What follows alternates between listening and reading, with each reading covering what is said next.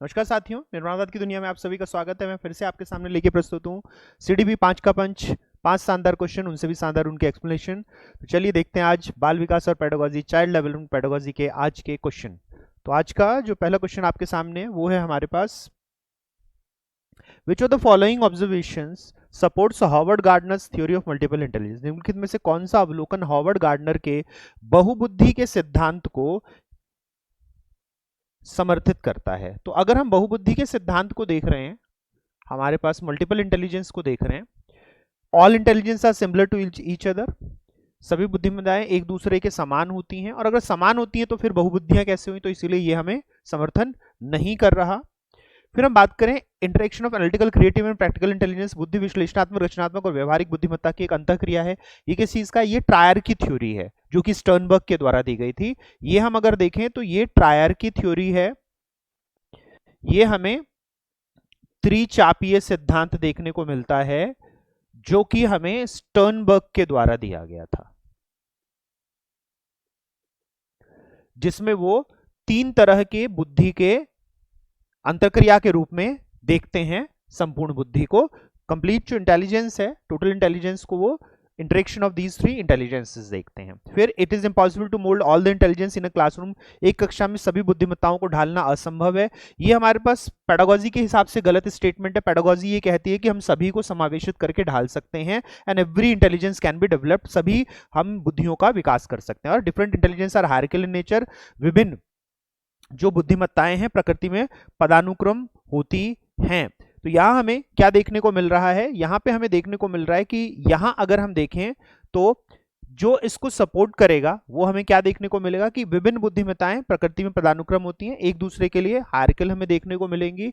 और फिर हमें देखने को मिलता है कि जो हमारे पास चीजें हैं वो कैसी रहेंगी, डिफरेंट इंटेलिजेंसेस हैं और हायरार्किकल रहेंगी, विभिन्न बुद्धिमत्ताएं पदानुक्रमित होती हैं।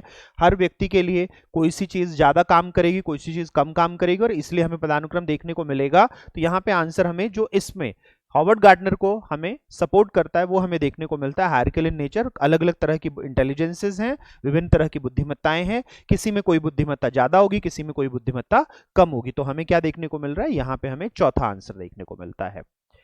ठीक है,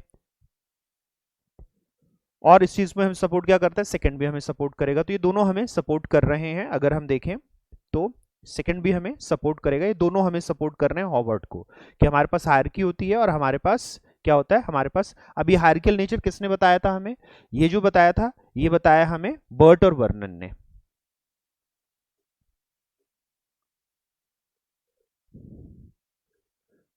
बर्ट और वर्नन का जो हायरार्किकल का सिद्धांत है,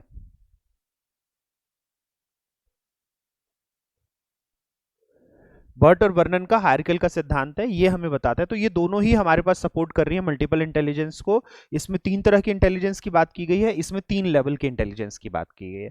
जो बर्ट एंड वर्नन का हायरार्किकल थ्योरी है वो 3 स्तरों की बात करता है, और जो हमारे पास एनालिटिकल, क्रिएटिव और प्रैक्टिकल इंटेलिजेंस है वो बात करती है मल्टीपल इंटेलिजेंस की। तो ये दोनों हमारे पास सही हमें देखने को मिल रहे हैं। तो उत्तर यहाँ पे दूसरा और चौथा होगा।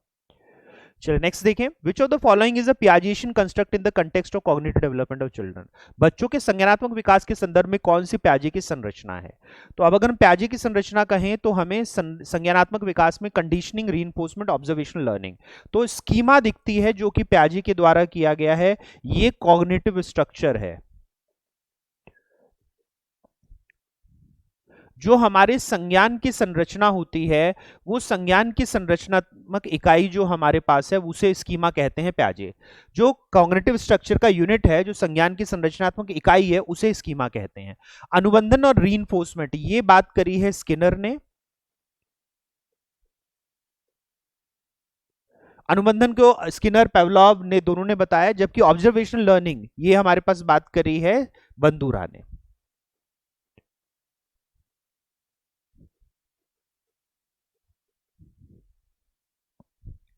चलिए नेक्स्ट क्वेश्चन को देखें। One of the following factors is not a cause of learning disability. Not a cause पूछा गया है, निम्नलिखित में से कौन सा कारक अधिगम अक्षमता का कारण नहीं है। तो नहीं पूछा गया है, कारण नहीं के ऊपर अगर हम बात करें, नॉट अ कॉज की बात करें, तो बिहेवियरल डिस्टर्बेंस, व्यवहारिक विज हमें देखने को मिलता है कि ये हमारे लिए रहता है। अगर हम कारण पूछेंगे किसके लिए, हम अधिगम अक्षमता का, लर्निंग डिसेबिलिटी का कारण पूछेंगे तो व्यवहारिकता है। इमोशनल डिस्टर्बेंस भावात्मक विष भी रहेगा, सेरेब्रल डिस्फंक्शन प्रमस्तिष्क भी हमारे पास रहता है। कल्चरल सांस्कृतिक प्रभाव नहीं रहता, सांस्कृतिक प्रभाव नहीं इफेक्ट करता किसको, लर्निंग को, या फिर हमारे डिसेबिलिटी नहीं देता किसी भी तरह की। तो इसीलिए हमें आंसर क्या देखने को मिला, क्योंकि हमसे कारण नहीं पूछा था, तो कल्चरल इन्फ्लुएंस ही सांस्कृतिक प्रभाव है जो किसी तरह की अधिगम निर्योगिता नहीं देता। संस्कृति से संस्कृति अलग होते हैं लेकिन उससे अधिगम निर्योगिता नहीं आती, तो आंसर यहां चौथा रहेगा। चलिए नेक्स्ट क्वेश्चन को देखें। चाइल्ड सेंटर्ड पेडागोजी मींस बाल अभिकेंद्रित शिक्षा विज्ञान का निम्न अर्थ है बच्चों को पूर्ण रूप से स्वतंत्रता देना। चाइल्ड पेडागोजी की बात की गई है, बाल केंद्रित शिक्षा की बात की गई है। टोटली फ्री, हम टोटली फ्री नहीं करते उनको, बच्चों को पूर्ण रूप से स्वतंत्र नहीं करते। हमें स्वतंत्रता देनी होती है, स्वायत्ता देनी होती है, लेकिन उसके बावजूद हम उसको फ्रेमवर्क देते हैं, रूपरेखा देते हैं। हम टोटली की जगह हम क्या करते हैं, हम फ्रेमवर्क, इसलिए इसको रेस्ट्रिक्टेड फ्रेमवर्क कहते हैं। ये फ्रेमवर्क में फ्रीडम होती है, ये फ्रीडम इन फ्रेमवर्क होता है, फ्रीडम इन फ्रेमवर्क होता है, तो इस रेस्ट्रिक्टेड फ्रीडम कहते हैं। पूर्ण रूप से नहीं देते, हम इसको रूपरेखा में स्वतंत्रता देते हैं।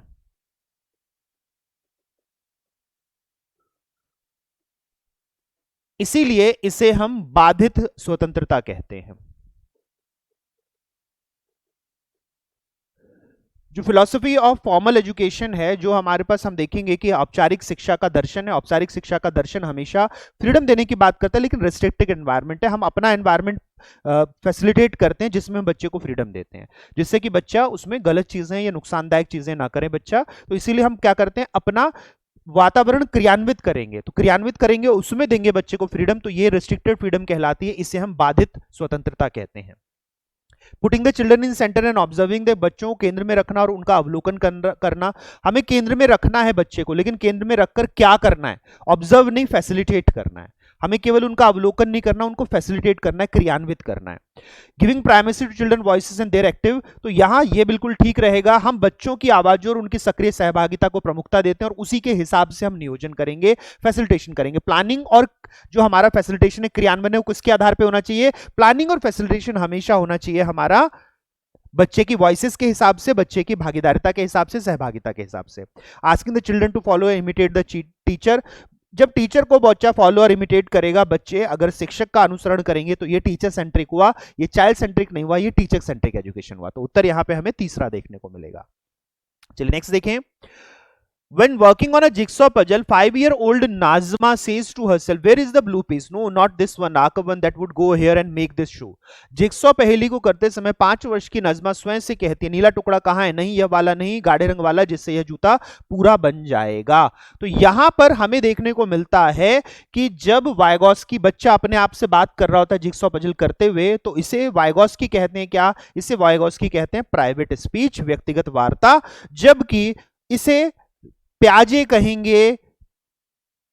प्याजे इस बात को क्या कहते हैं, प्याजे इसे कहते हैं कि ये ईगोसेंट्रिक स्पीच है, ये आत्मकेंद्रित है, जबकि प्राइवेट स्पीच किसके द्वारा कही जाएगी, वाइगॉस्की के द्वारा इसको प्राइवेट स्पीच कहा जाता है। तो उत्तर यहां पर हमें तीसरा देखने को मिलता है। तो साथियों, उम्मीद करता हूं कि पांचों क्वेश्चन के कंसेप्ट्स आपको बहुत अच्छे से समझ में आए होंगे। इसमें आपने बहुत सारे नई चीजों को सीखा होगा और बहुत सारे पुरानी चीजों को रिवीजन भी किया होगा। इसी तरह के और वीडियो देखते रहने के लिए इस वीडियो, अगर अभी तक आपने चैनल को सब्सक्राइब नहीं किया तो चैनल को सब्सक्राइब करें, वीडियो को अगर अभी तक लाइक नहीं किया तो लाइक करें और ज्यादा से ज्यादा शेयर करें, जिससे कि निर्माणवाद का प्रचार और प्रसार हो सके। तो जितने साथी इस वीडियो को देख रहे हैं, आप सभी का धन्यवाद। अगले वीडियो में फिर मुलाकात होती है, फिर मिलते हैं साथियों, नमस्कार। रुक किस लिए जाते